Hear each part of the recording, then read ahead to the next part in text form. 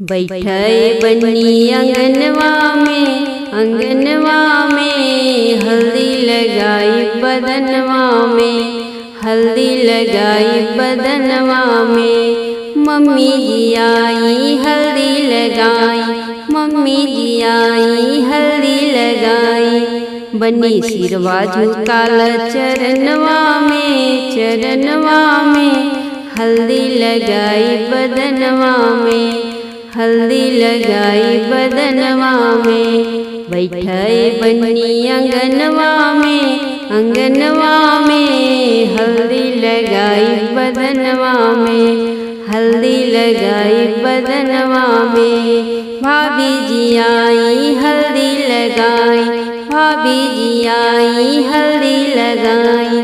शीश झुकाल चरणवा में, चरणवा में हल्दी लगाई बदनवा में, हल्दी लगाई बदनवा में।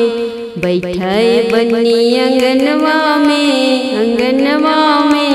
हल्दी लगाई बदनवा में, हल्दी लगाई बदनवा में। चाची जी आई हल्दी लगाई, चाची जी आई हल्दी लगाई।